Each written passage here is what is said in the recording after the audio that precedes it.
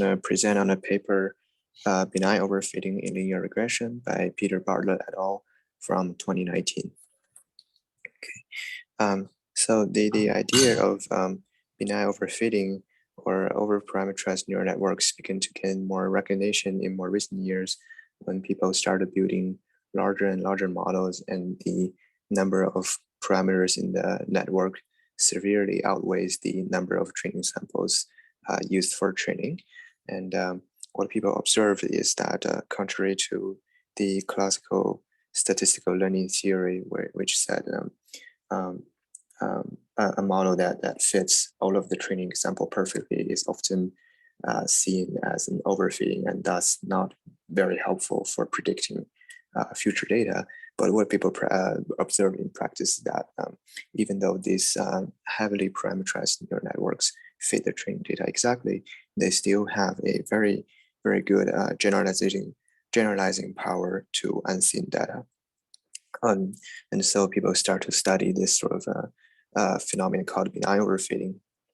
And this paper is just a study of benign overfitting in a very simple setting, so in linear regression. So let's first start with some definition and assumptions. We consider a linear regression problem where the linear function of covariance x from some Hilbert space H is used to predict a real response y in R. First definition is the covariance operator, given as expectation of XX transpose. And second, the optimal parameter vector theta star in the Hilbert space. This theta star minimizes the expected square loss of this linear regression model. Okay. The second definition is given n training samples, x1, y1 through x and y, excuse me, through x and yn, define the excess risk of the estimator theta in H as the expected difference between the estimator theta, the square loss of the estimator theta, and the square loss of the optimal parameter vector theta star. That's defined as the excess risk for an estimator theta in Hilbert space.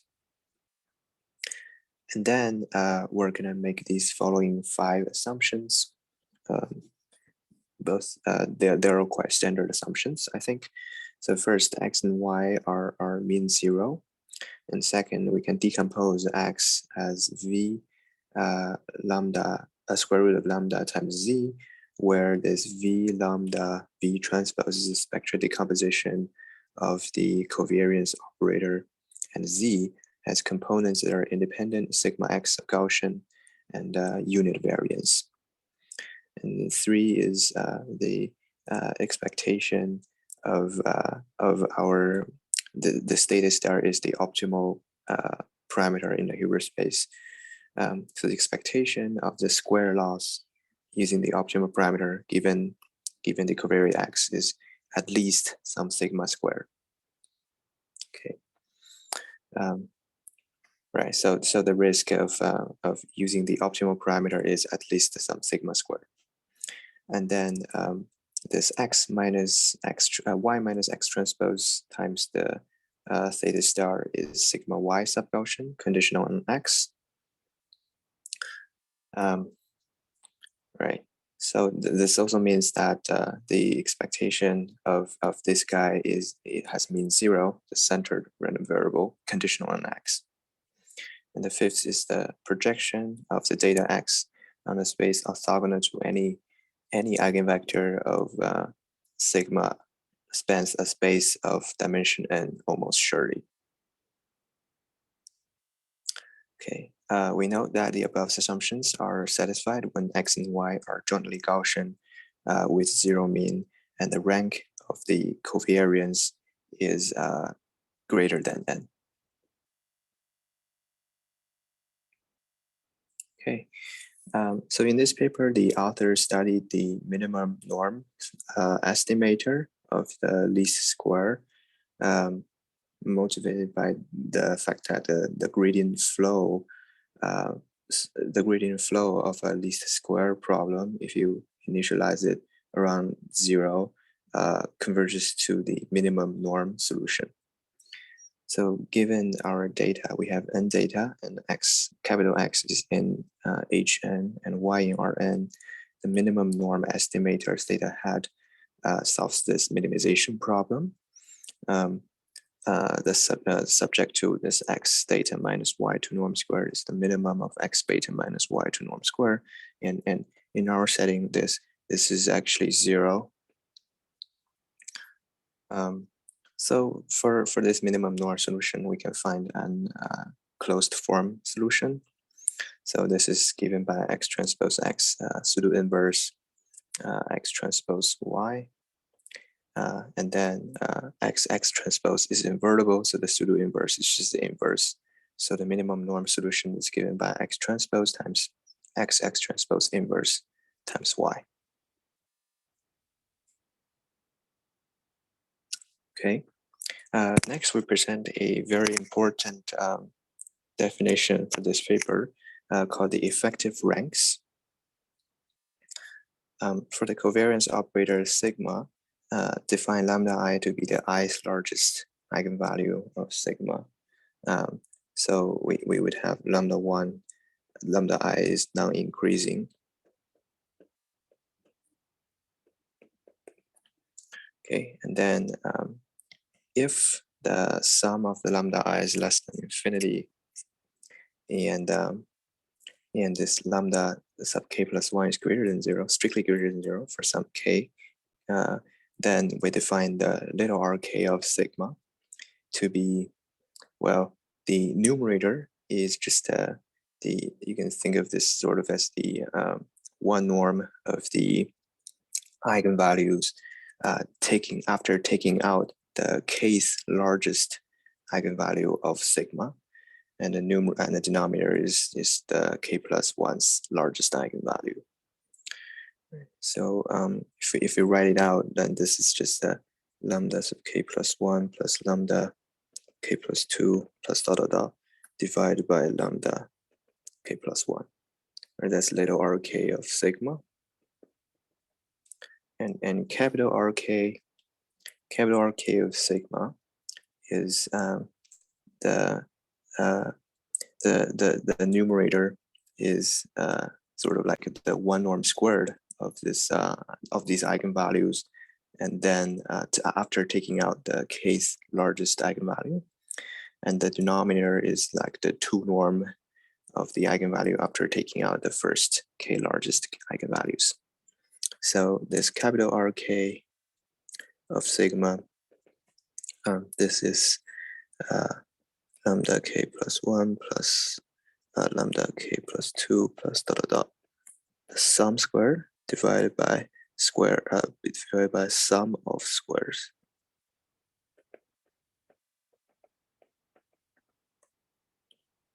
Okay. Right. So if you look at a special case R0 of sigma, then this is just the sum of all of the eigenvalues divided by the largest eigenvalue.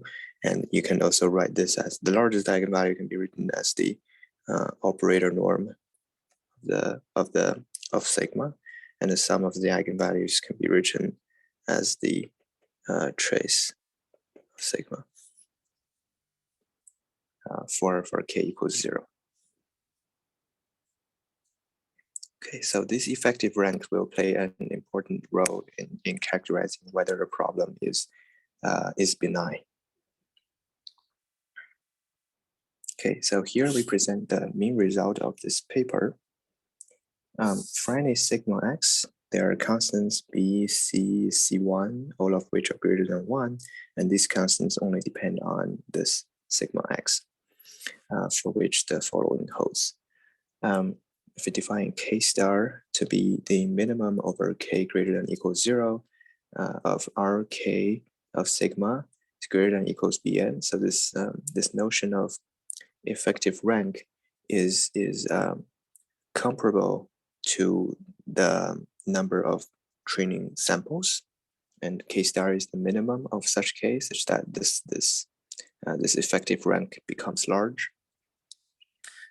where the minimum of empty set is defined as infinity. Suppose we have some small delta with, but not too small, so that log of 1 over delta is less than n over c. If k star is large compared to n, then the expected excess risk is going to be lower bounded by some sigma square divided by c. Otherwise, if k star is less than n over c1, then we have an upper bound on the excess risk. So it sort of depends on two terms. The first term is going to depend on this operator norm of sigma, the minimum norm, the norm of the minimum norm solution, the norm squared of the minimum norm solution, and then it depends on this ratio between R0 of sigma and n. Okay, and the second term depends on this k star over n, as well as the ratio of n and capital R k star of sigma, with probability at least 1 minus delta. And then the expected excess risk is lower bounded by almost the same term here. Okay, so before we move on to the proof of theorem 4, we can look at some consequences of theorem 4. Right, for the minimum norm estimator to have a near optimal risk, that is to say, for the minimum norm estimator to have almost zero excess risk, we need this R0 of sigma to be small compared to n, because we want this term to be small. Right? We also want this RK star of sigma to be large compared to n, so that this term is small. But we can see what these two conditions imply, right? The first condition is saying that the sum of the eigenvalues divided by the largest one should be much less than n. And the second condition is saying that this is just by definition of this RK star of sigma. So RK star of sigma is much greater than n. Right, so the first condition says that we need to have the eigenvalues have a sum much less than n. If we just view if we just ignore this lambda 1, or we're taking this to be a constant. So the sum of the eigenvalues need to be much less than n. And we also need the eigenvalues to have a long flat tail, and I'll explain what do I mean by this. So if we note that the second condition implies that this square of the sum divided by sum of squares is much greater than n, then we cannot have the eigenvalues to decay too fast, right? If the eigenvalues decay too fast after some k star, let's say consider the extreme case where this lambdas of k star plus 2 is 0, then effectively this is basically just 1, right? So if we want this square of the sum divided by sum of squares to be much greater than n, then we sort of need these guys to be approximately of the same size, right? And then if they are of similar sizes, then the square of the sum is going to be much greater than the sum of the squares, depending on how many terms there are, right? So so actually these two conditions, the first condition and the second condition, are sort of competing objectives, right? So in the first condition, you want the sum of the eigenvalues to be small. So the eigenvalues should decay at some rate such that their sum is, well, of course, their sum must converge in the first place. But then in the second condition, you also do not want this decay to happen too fast, right? In the infinite setting. Otherwise, this condition will not hold. Okay, so as the author put in their paper, for benign overfitting to occur, you sort of need many low variance or unimportant eigendirections.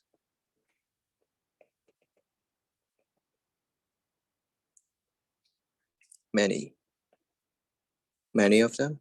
Many of the low variance are important eigendirections to sort of hide your noises in your model so that you can achieve a zero training error. And since these directions are low variance or unimportant, the sum of the eigenvalues is small, so they don't contribute much to the when you compute the excess risk.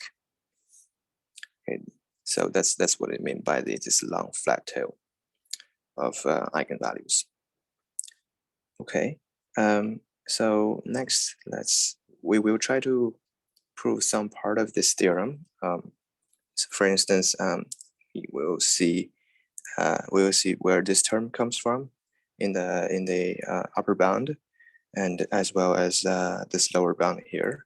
But we will not in this presentation we will not derive this term here. Okay.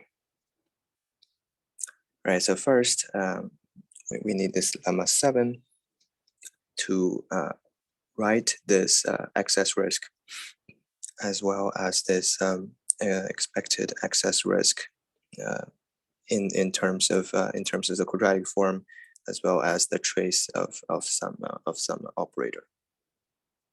Okay, so here's the theorem. If we let epsilon to be the error y minus x theta star, then the excess risk of the minimum norm estimator satisfies this upper bound as well, with probability at least 1 minus delta, and the expectation of the excess risk satisfies this lower bound, right, where the B and C are given as follows. Okay, and we can derive these two relations really rather straightforward in a rather straightforward manner. So first, this is just the definition of the excess risk, and we do the usual trick where you add and subtract the same factor in here.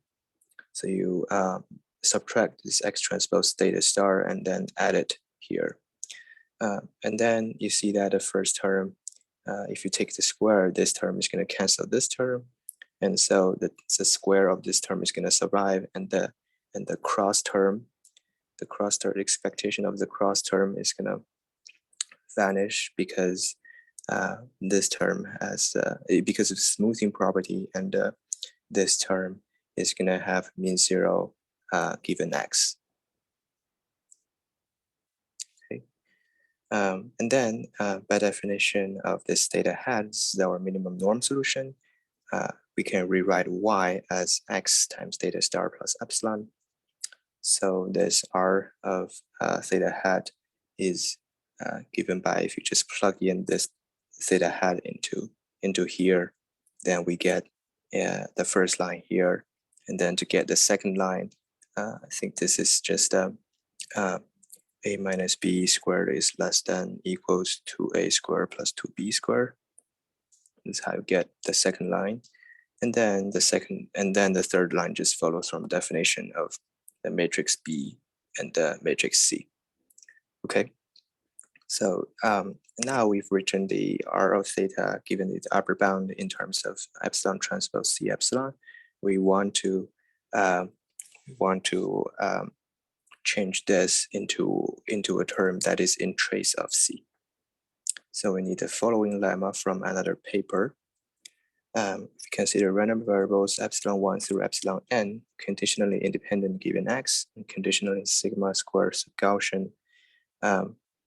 Then suppose that given x, we have that m is positive semi-definite almost surely, then almost surely on X with conditional probability at least 1 minus e to the minus t, we have this quadratic form is upper bounded by the trace of M, the operator norm of M, as well as the trace square of M. And then we can directly use this lemma and note that for symmetric matrices, the operator norm is less than equals the trace, and then the trace squared is less than the square of the trace. So that everything in here can be replaced with the trace term to get a worse upper bound. So we get with probability at least 1 minus e to the minus t, we get this quadratic form is less than equals 4t plus 2 sigma squared times trace of c. And then we can change this to, I think, change this to delta yeah, we can change this e to the minus t to delta and then change this term accordingly to log delta or something. Okay, that's right. Yeah, so that's the upper bound for the excess risk. And now we look at the expectation of the excess risk. So the first line is just by definition, and also using that my epsilon is independent of this little x here,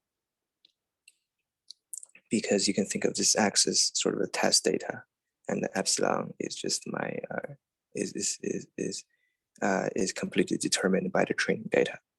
So epsilon is independent of x as well, and also this this epsilon given my training data x, this should have been 0. Okay, using that, the expectation of the excess risk, well, inside the expectation, this used to be the square of the sum of these two terms, and the cross term vanishes exactly because of this fact. Okay, so then the second line is just definition, and then the third line follows from our assumption 3, where we assumed that expectation of y minus x transpose theta star given x is square is greater than sigma squared.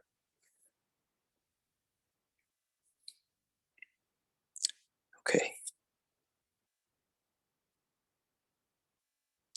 Okay. All right. Yeah. So that proves our lemma 7. So we can write the risk, give the risk an upper bound as well as the expected excess risk a lower bound in terms of this quadratic form, as well as this term that involves the trace of some c. Then, as promised, we're going to see an upper bound on a b term. But in the proof, you see this upper bound is also going to invoke some other theorem that gives us this term here. Okay, so here's lemma 35, an upper bound on the b term. So there's a constant c that depends only on sigma x, such that for any 1 less than t less than n with probability at least 1 minus e to the minus t, we have that this quadratic form is upper bounded by some constant times the 2 norm of sigma theta star times the operator norm of sigma times the maximum of these 3 terms here. Okay, note that this is already in the form of theorem 4, right? So in the theorem 4, you already see that this term appears in the upper bound for the excess risk, and then by lemma 8, and then by this lemma 35, we see that in theorem 4, the upper bound of the excess risk, we should expect this term here, which is exactly already in the form of theorem 4. Okay, so all right, So the first observation is that if you apply X transpose to this operator, then just follows from direct computation, this is 0. And we also have that for any V in the image of the X transpose orthogonal complement, we have XV0 because this is just equal to the kernel of X, right? So we have this relation. You can also see that this is actually an orthogonal projection onto the kernel of X. So it should have operator norm less than equals 1. Okay. Then we can write out what is this quadratic form, right? By definition of B, this is just this. And then I'm gonna change this term into sigma minus 1 over n X transpose X. I can do that because this term here multiplied by X transpose just gives 0. So it doesn't hurt to add this term here because the product of this and this X transpose X is 0. Okay, but then we can make use of the fact that this guy as well as this guy, these two matrices have operator norm less than equals 1.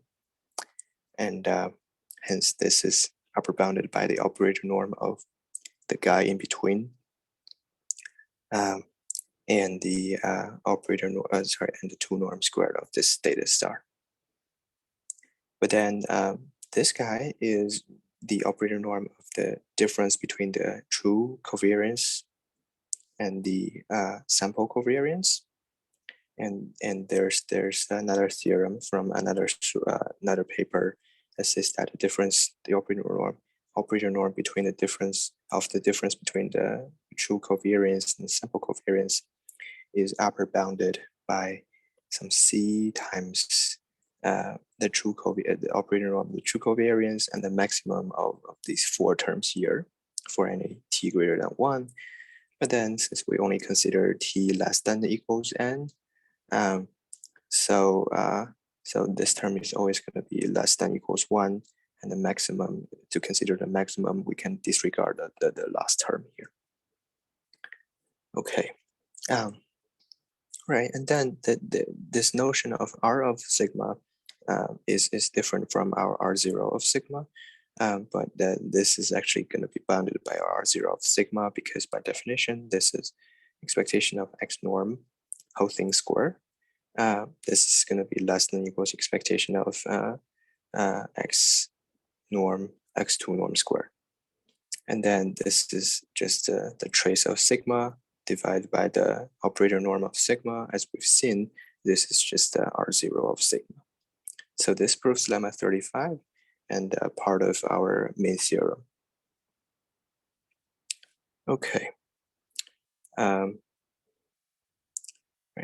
So now the rest of this presentation is going to be focusing on bounding this trace of C. In particular, we're going to give it a lower bound on the trace of C.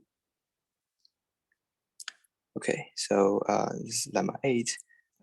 If we consider a covariance operator sigma with the nth eigenvalue greater than 0, we write its spectral decomposition as this, where this orthonormal Vj in the Hilbert space are eigenvectors corresponding to lambda j. Then for I with lambda I greater than 0, we define Zi to be x of Vi divided by lambda square root of lambda I. Then we can rewrite the trace of C as the sum of this weighted quadratic forms here. And the -2 here just means that we take this matrix. This is a sum of rank 1 matrices.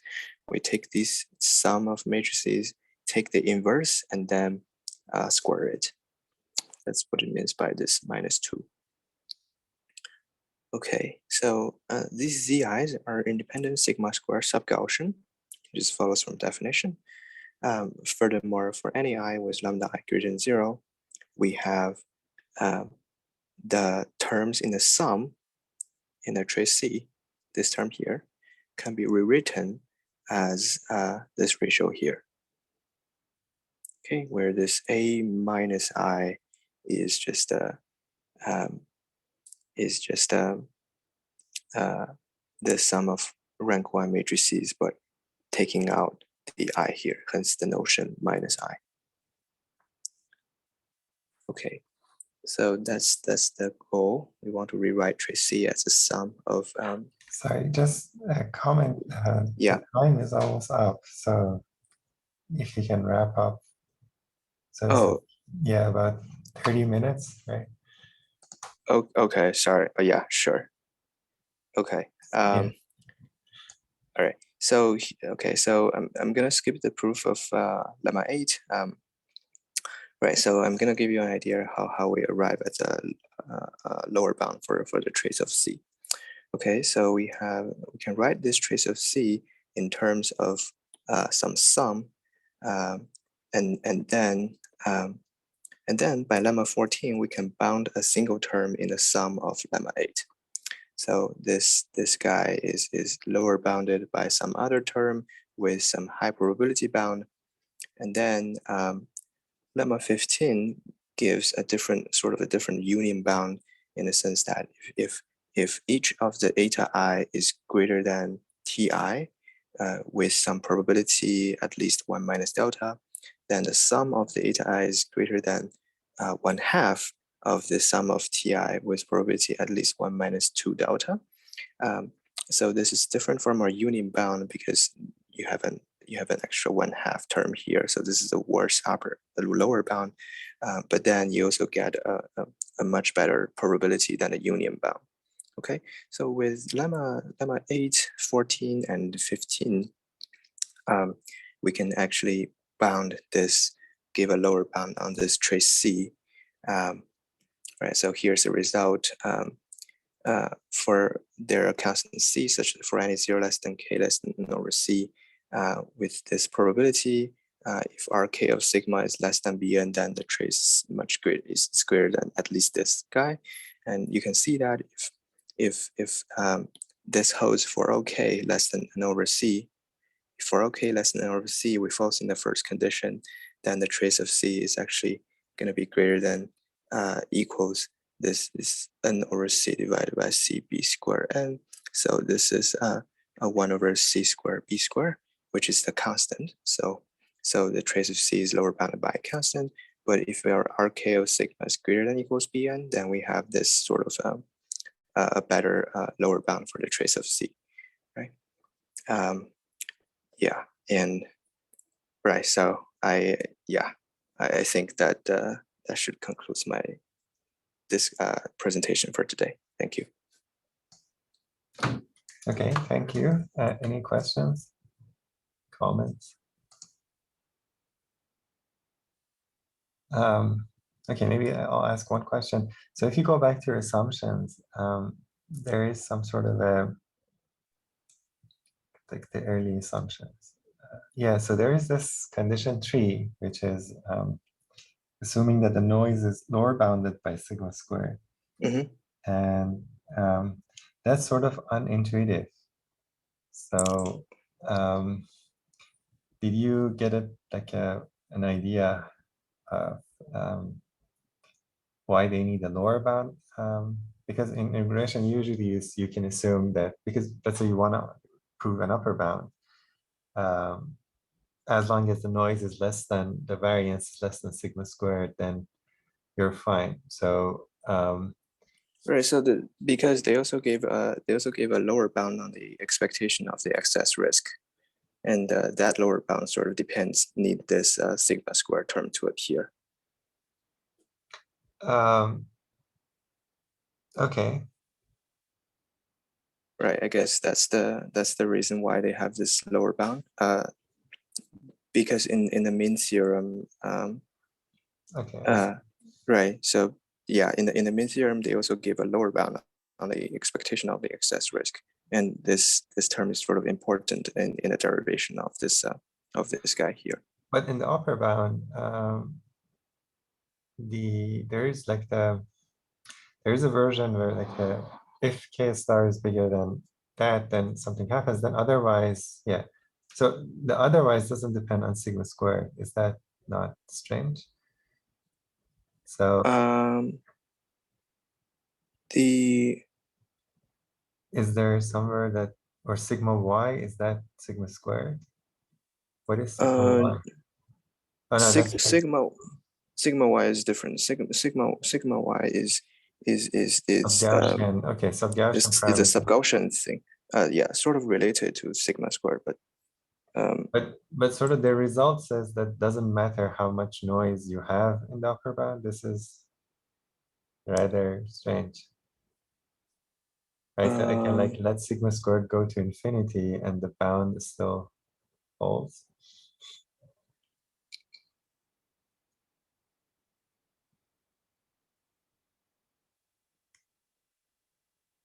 Because you know like the tricky part where like when you overfit, when you don't have noise, it's fine. But the non-intuitive, like unintuitive part is where you have a lot of noise and then you overfit your data. So if I can give a result that no matter how large the noise is, if I overfit, if these eigenvalues have certain sort of decays, then the overfitting is benign, then that would be a very interesting result. But it's like a little bit counterintuitive that the size of the size of the noise should appear somewhere, right? Is that exactly the result that they have? Yeah, I think that's exactly this theorem. I think I copied it right, and I don't think I left out any other assumptions. Okay. Then maybe like in your report, maybe you can go like because the proof is like long, but if you get a one like other suggestions, try to give some intuition of what happens if it's possible, and then also track down what happens to sigma squared. So for example, can I have unbounded? Like sigma squared can be anything, and the bound still there should be some dependence, but it seems like the C here is a universal constant, so it doesn't depend. Like yeah, the C here doesn't depend on sigma squared. Yeah, then it's strange because the capital sigma also depends just on X, so there's no dependence on noise, it seems, which is interesting and a little bit counterintuitive. So yeah, it helps if you just try to clarify this maybe in the Sure. yeah. Okay. And then one more question, maybe like, yeah, sorry. The last condition that they had, is there any justification for that? Do you? Yes. You mean the projection? Yeah. What does it mean? So capital X here is Can you see the screen? Yeah. Yeah, capital X is the data matrix. So okay. You have So when you say X1. projection, what do they mean by projection? X is the rows are the rows are X. Yes. okay. Right. So the projection just means that so if you have the spectral decomposition of lambda I, VI, VI transpose as the eigen decomposition, then a projection of X1 onto it would just be summation. Right. So if you want to project to the space orthogonal to any one of the eigenvectors of sigma, then this is just summation of J naught equals I lambda J Vj transpose X1. And this is saying that if you change this to Xk, then this is saying that these guys, K from 1 to N, is linearly independent. Okay. Yeah, and this comes in at a later part of this theorem where this A minus I is just this term here. So And we sort of need that assumption to get this A minus I is invertible. Right, but this is some property of the distribution of X because sigma itself is covariance of X, right? So it imposes a constraint. It's not like X is independent of sigma. Yeah, So yeah. it's saying something. So it would be interesting to like maybe, especially in your report, if you can like give examples, like in some cases, is it reasonable? So let's say X is Gaussian with this like a covariance matrix. Does it like hold for like regular Gaussian distributions where like, let's say things are finite dimensional, the Hilbert space finite dimensional if the sigma is positive, definite, it's invertible. Do I expect this to hold? Probably Yeah. holds, not just. Yeah, Yeah, definitely. okay. I can include that. You. Thank you for the comment. Thank you.